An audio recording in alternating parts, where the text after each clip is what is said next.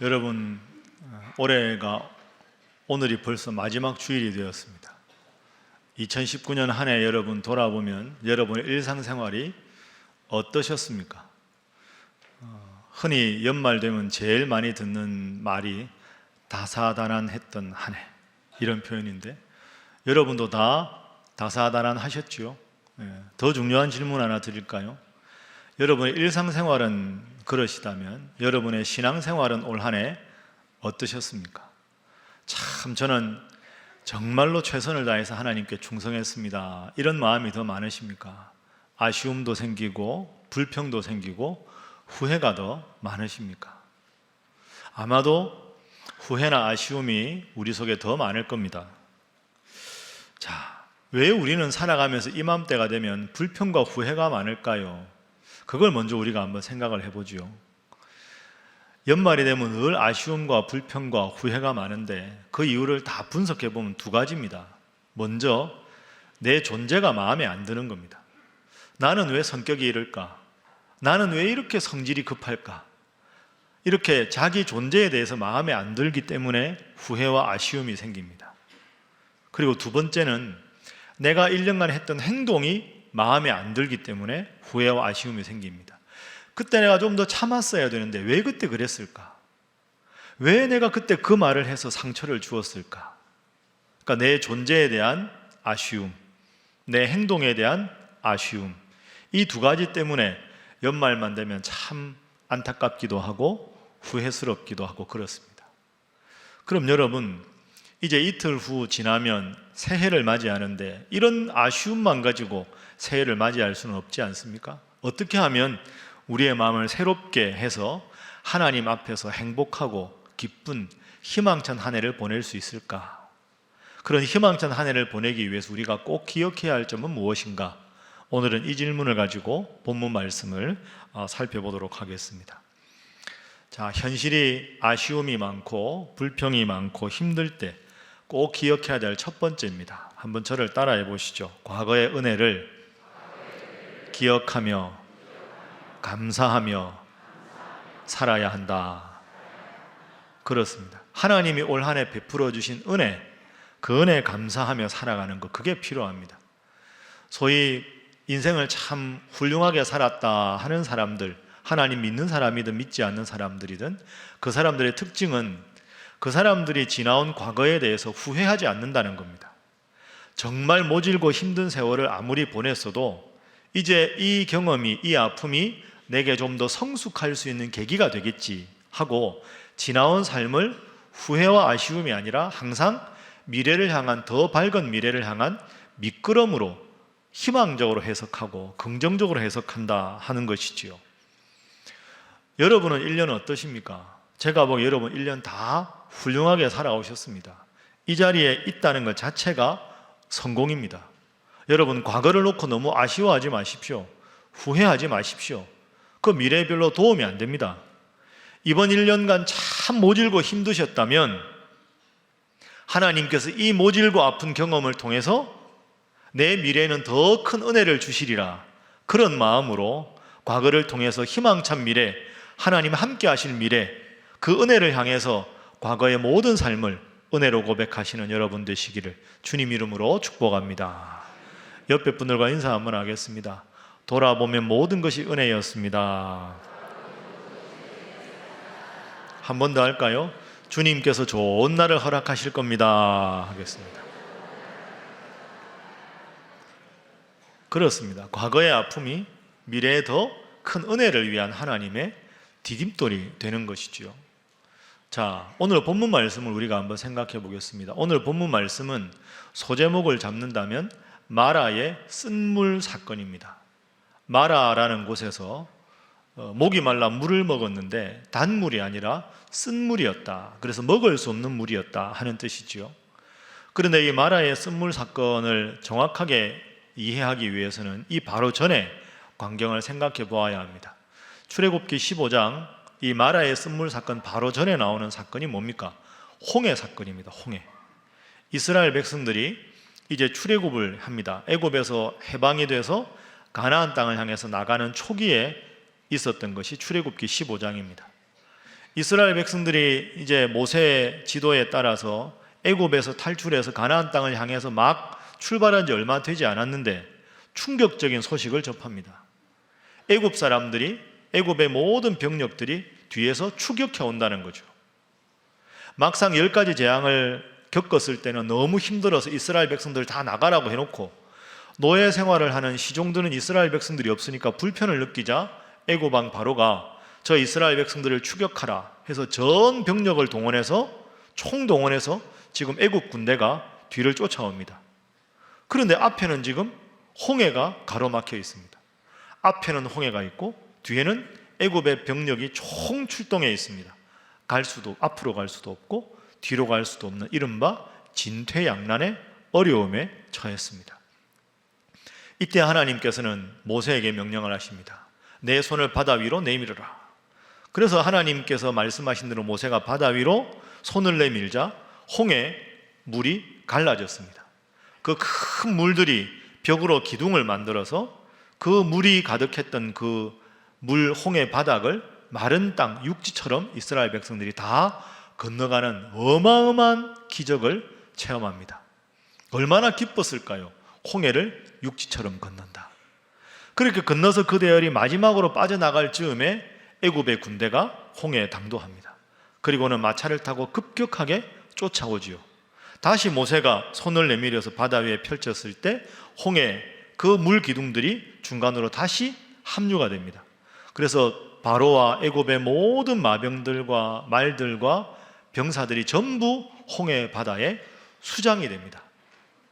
이 경험을 하고 이 압도적인 은혜의 경험을 하고 이스라엘 백성들이 하나님께서 우리를 이렇게까지 사랑하시고 이렇게까지 지키시는구나 하고는 하나님께 찬송을 올려드립니다. 그 찬송의 내용이 오늘 보면 바로 전에 있는 21절에 기록되어 있습니다.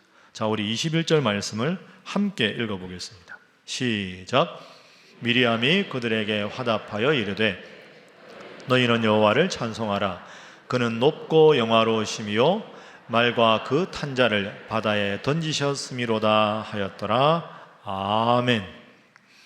말과 그 탄 모든 애굽 병사들, 군사들을 다 홍해 바다에 빠지게 하셨다. 이 압도적인 은혜의 경험을 하고 이제 이스라엘 백성들은 그야말로 파죽지세로 가나안을 향해서 나가기 시작합니다. 그러다가 만난 곳이 수르 광야입니다. 수르 광야로 쭉 진행을 하죠. 자, 진행을 하다가 뜻밖의 사건을 만나게 됩니다. 22절 말씀 화면으로 한번 보십시오. 모세가 홍해에서 이스라엘을 인도해서 그들이 나와서 수르 광야로 들어갔습니다. 그런데 문제는 그 수르 광야에서 사흘을 걸었는데 물을 얻지 못했습니다.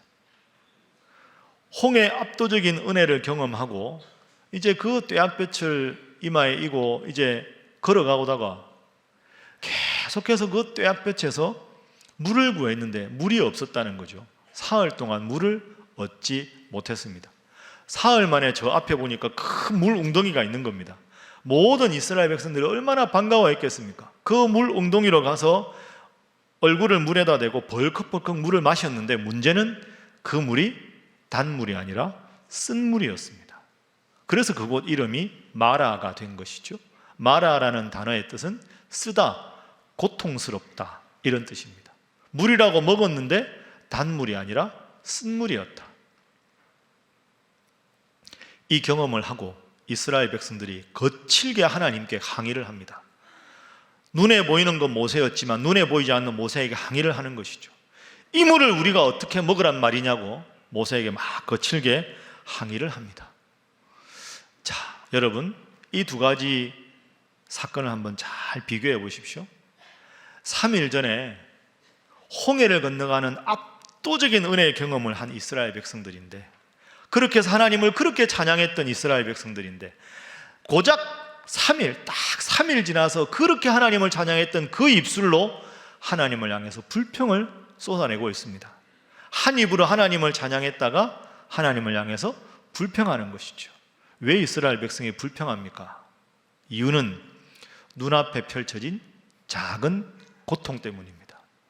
3일 전에 압도적인 은혜를 체험했지만 눈앞에 목마르다는 작은 고통이 찾아왔을 때 그 압도적인 불과 3일 전에 했던 모든 은혜를 다 까맣게 잊어버렸습니다. 그 큰 은혜가 아니라 작은 고통 때문이었죠. 이것이 이스라엘 백성의 모습입니다. 과거 홍해의 그 엄청난 은혜를 현재 목마름이라는 적은 고통으로 까맣게 잊어버렸습니다. 자, 여러분은 어떠십니까? 오늘 12월 마지막 주일 예배를 드리고 있습니다. 제가 설교 준비하면서 어쩌면 우리들은 오늘의 이스라엘 백성과 같은 모습은 아닌가? 하나님 1년간 큰 은혜를 많이 베풀어 주셨는데 그 은혜는 어떻게 그렇게 신기할 정도로 새카맣게 잊어버리고 눈앞에 있는 작은 불평, 작은 어려움, 이것만 자꾸 부각시킨 채 그 은혜를 다 잊어버리는 게 우리의 모습은 아닌가? 그 옛날 이스라엘 백성이 곧 지금의 내 모습은 아닌가? 그렇게 생각을 합니다. 이번에 크리스마스 바로 전날, 크리스마스 이브 날 원래 하던 대로 우리 목사님들 전부 새벽기도 끝나고 특별 신방을 갔습니다. 우리 교회 성도들 중에서 많이 힘드신 분들, 그분들만 이제 선별해서 특별 신방을 갔었습니다. 병원에 입원한 지가 수년이 되셔서 거동을 못하니까 하도 누워 계셔서 등에 이렇게 욕창이 나신 분들도 있었고요. 참 열심히 하시던 권사님인데 제가 가서 권사님 제가 왔습니다. 치매에 걸리셔가지고 제가 갔는데 누군지도 못 알아보시는 그런 분도 있었고, 과거의 사고 때문에 손발이 다 이렇게 잘라져서 혼자는 도저히 거동할 수 없는 그런 분들도 만났습니다. 그분들 중에서 그래도 말씀하실 수 있고 예배 드릴 수 있는 분들은 다들 한결같이 눈물이 글썽글썽해서 저한테 그렇게 말씀하셨습니다. 목사님, 제 인생에 남은 한 가지 소원이 있다면 이제는 내가 다시 건강을 회복해서 우리 신일교회 예배당에 네 발로 걸어가서 예배 한번 드리면 여한이 없겠습니다. 그게 그분들의 한결같은 소원이었습니다. 네 발로 걸어서 예배당에 들어가서 여러분들처럼 이 자리에 앉아서 예배 드릴 수만 있다면 더 이상의 소원이 없습니다. 여러분, 그런 거 생각하면 우리가 얼마나 하나님께 감사합니까? 올해 마지막 주까지 하나님을 믿을 수 있는 믿음이 내 속에 있다는 것도 감사하고, 여러분 건강이 좀 안 좋으신 분도 있지만 여러분이 자발적으로 남의 도움 없이 예배당에 이렇게 앉아 있다는 게 얼마나 감사합니까? 믿음과 건강, 이런 큰 압도적인 은혜를 하나님 주셨는데 다 잊어버리고 눈앞에 작은 것 가지고 좀 아쉬운 것 가지고 점점 이걸 부풀려서 그 크신 은혜를 다 막아버리는 이스라엘 백성의 그 연약한 모습, 보잘것없는 모습이 오늘 우리의 모습은 아닌가 생각합니다. 사랑하는 여러분, 하나님께서 올 한 해 여러분에게 큰 은혜로 베풀어 주신 줄로 믿습니다. 작은 고통과 불평과 아쉬움이 아니라 하나님의 크신 은혜, 그것 기억하면서 늘 하나님 은혜 감사하고 살아가시는 여러분 모두가 되시기를 주님 이름으로 축복합니다. 자, 옆에 분들과 인사 한번 하겠습니다. 과거를 은혜로 고백하시기 바랍니다. 한 번 더 합니다. 은혜로 고통을 이겨나가시기 바랍니다. 이게 첫 번째 교훈입니다. 지내온 삶에 대한 불평이 아니라 은혜의 고백이 우리에게 필요하다. 자, 두 번째로, 이제 이틀 후면 우리가 2020년인데 내년을 생각하면서 우리가 꼭 명심해야 될 표현이 하나 있습니다. 한번 저를 따라해 보시죠. 사흘 길 마라, 나흘 길 엘림. 외우셔야 되니까 다시 한번 해보겠습니다. 사흘 길 마라, 나흘 길 엘림. 자, 말씀드린 대로 홍해 사건 이후에 사흘 만에 만난 곳이 마라였습니다. 쓴 물이라 단물이 아니어서 먹을 수 없는 곳이 마라였습니다. 여러분 한번 상상해 보시죠. 감격 속의 홍해를 다 건넜는데 하루하루 지나면서 목이 마릅니다. 그래도 그동안에 물을 비축한 게 있었겠죠. 물을 마시면 마실수록 물통에 물은 점점 줄어듭니다. 물통에 물이 점점 줄어드는 만큼 내 속에 있는 갈증은 점점 심해지는 거죠. 그러다 오늘 본문의 22절에 보면 사흘길, 아까 우리가 읽은 말씀 있죠. 사흘길을 걸었으나 물을 얻지 못했다. 사흘이라는 이 3이라는 것은 최소 단위 중에서 완전수를 뜻합니다. 그래서 삼위일체, 사흘 만에 부활, 사흘이 그런 뜻이죠. 사흘 길을 걸었는데 물을 못 마셨다 하는 것은 인간의 갈증이 상당히 심각한 상태까지 올라갔다, 이런 뜻이 됩니다. 그랬는데 물 웅덩이를 만났죠. 벌컥 들이켰는데 단물이 아니라 쓴물이었다. 자, 얼마나 실망했을까요? 그 실망을 표출하고 있습니다. 24절 함께 읽어봅니다. 시작. 백성이 모세에게 원망하여 이르되 우리가 무엇을 마실까 하매. 화났겠죠. 화를 냈겠죠. 이 쓴물을 우리가 마시란 말입니까? 뭘 마시라고? 우리 목마른데 어떡하라고? 모세에게 막 윽박질렀을 겁니다. 사실은 눈에 보이는 모세가 아니라 눈에 보이지 않는 하나님께 원망을 표출한 것이지요. 그러니 하나님께서는 이 상황을 보시고 그 쓴물을 단물로 바꾸어 주셨습니다. 그래서 단물을 시원하게 이스라엘 백성이 마실 수가 있었습니다.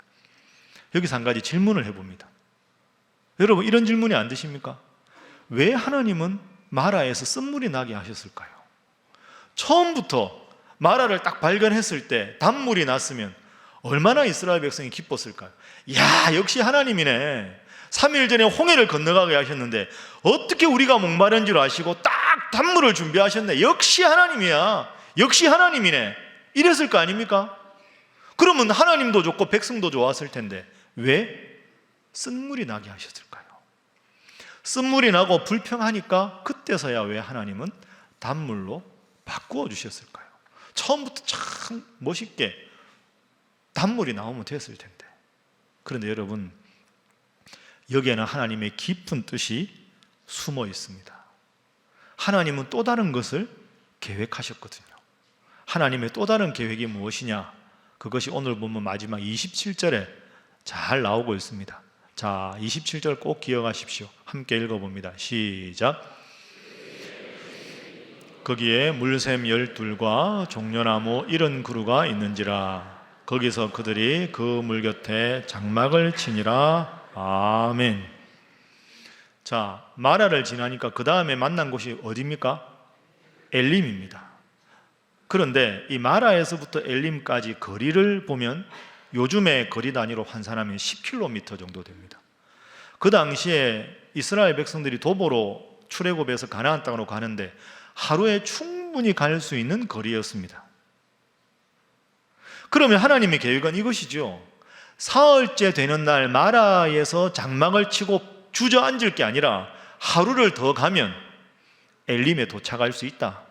엘림에 가서 쉬어라. 이게 하나님 계획이었습니다. 엘림은 우리가 27절에 본 대로 물샘이 무려 12개나 있었습니다. 종려나무가 70그루가 있었습니다. 그 당시에 이른바 오아시스 중에서도 아주 큰 규모의 오아시스입니다. 이스라엘 백성들이 충분히 쉬고 많은 물을 확보할 수 있는 아주 좋은 곳이었습니다. 하나님은 사흘째 마라에서 하나님을 불평하는 이스라엘 백성이 아니라, 그래, 여기서 쓴물이라 마시지 못하지만 하나님께서 분명히 우리를 위해서 좋은 곳을 예비하셨을 거야 하는 그 마음으로 하룻길을 더 걸어서 사흘길 마라가 아니라 나흘째 되는 날 엘림에서 하나님의 은혜를 체험할 수 있도록 미리 예정을 하신 거죠. 그럼 여러분, 다시 질문으로 돌아갑니다. 사흘째 되는 날에 하나님 왜 쓴물을 준비하셨을까요? 그때 단물이 왜 안 나왔을까요? 이유가 있습니다. 이제 이스라엘 백성들이 출애굽 초기인데 초기부터 여기서 바로 단물을 주셨으면 이스라엘 백성이 무슨 생각을 할까요? 아, 우리가 불평하면 하나님 다 알아서 해주시는구나. 우리가 칭얼대면 다 알아서 해주시는구나. 하나님 뜻에 자신들을 맞추어 가기보다는 우리의 불평, 우리의 짜증, 그것에 따라 반응하는 하나님을 생각했을 겁니다.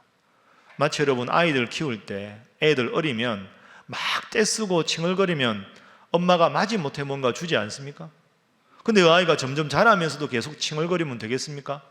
아, 참아야 될 때도 있구나. 엄마 아빠 말씀 듣고 기다려야 될 때도 있구나. 그래야 성장하는 성숙하는 아이가 되는 거죠. 목 좀 마르다고 칭얼거리니까 바로 물 주고, 좀 고기 필요하다고 하니까 만나 주시고 메추리 주시고, 그런 식으로 하나하나 해나가다 보면 저 가나안 땅 갈 때까지 수많은 역경을 이겨나갈 수 있는 성숙한 이스라엘 백성이 되지를 못하는 것이지요. 그래서 하나님은 사흘째 되는 날 마라에서 씀물을 예비하시고 하루 길을 더 가면 이제 나흘째 되는 날에 엘림을 준비하신 겁니다. 한번 저를 따라해 보시죠. 얄팍한 사흘치 믿음, 그러나 나을 길 엘림. 자, 여러분 한번 속으로 깊이 한번 생각해 보시죠. 여러분은 얼마나 믿음이 좋으십니까? 이스라엘 백성들은 믿음의 분량이 딱 사흘치였습니다. 첫날은 좀 견뎌보고, 둘째 날 견뎌보고, 3일 딱 되니까 믿음의 유통기한이 끝난 겁니다. 못 참는다 이제. 하나님, 이러실 수가 있습니까? 이게 지금 이스라엘 백성들 믿음의 유통기한이 딱 3일. 하나님이 원하시는 것은 나흘, 사흘과 나흘의 싸움입니다. 여러분은 믿음의 유통기한이 며칠이십니까? 사흘입니까? 나흘입니까? 왜 제 눈을 회피하십니까? 손 한번 들어볼까요? 생략하겠습니다. 한번 잘 생각해 보시죠. 이 이스라엘 백성의 모습이 먼 옛날 그들의 모습만이 아니라 오늘 나의 모습입니다. 내 믿음은 며칠짜리 믿음인가? 내 믿음도 유통기한이 사흘밖에 되지 않는 짧은 믿음은 아닌가? 조금만 더 참으면, 조금만 더 기다리면 하나님이 더 큰 은혜를 주실 텐데 내가 조급해서 먼저 하나님께 등을 돌려버리는 참 부족한 사람은 아닌가? 아까 우리가 설교 전에 불렀던 곡처럼 받은 복을 세어보면 참 받은 복이 많은데 그 복 다 까맣게 잊어버리고 조그마한 것 가지고 유통기한 3일밖에 안 되는 그 조그마한 믿음 가지고 하나님 앞에 으름장 놓고 칭얼거리는 우리의 모습은 아닌가 생각합니다. 옆에 분들과 인사 한번 하겠습니다. 사흘치 믿음을 버리시기 바랍니다. 한 번 더 하겠습니다. 최소한 나흘치는 되어야 합니다. 자, 그래서 여러분 이제 이틀 후면 새해인데요. 새해를 우리가 어떻게 맞을까? 이제 마지막 교훈입니다. 한번 저를 따라해 보시죠. 한나절을 더 참고 엘림을 맞으리라.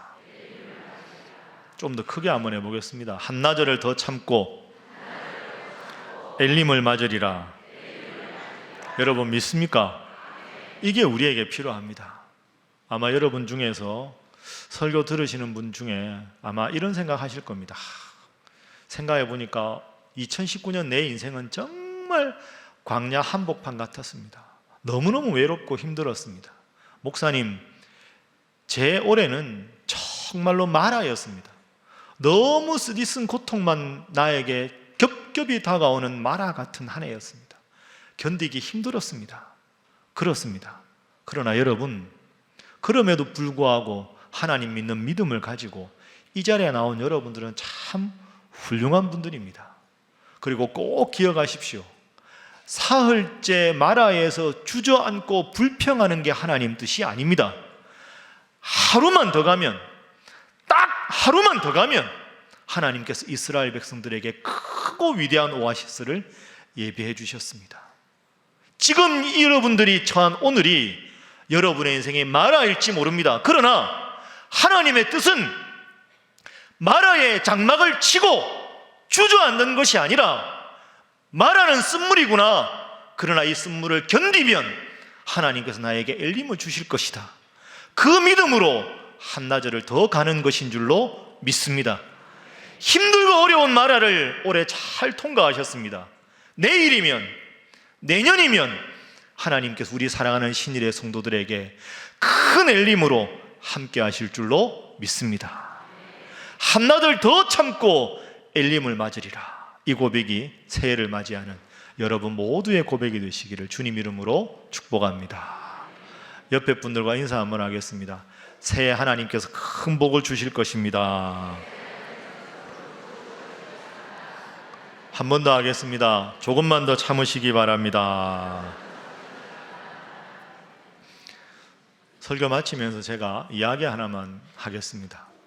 지금은 은퇴하신 지 10년 이상 지난 참 존경받는 교회 목사님께서 쓰신 글에 그분이 옛날에 한참 젊었을 때 목사 안수 받기 전에 신방하시던 전임 전도사 시절이었답니다.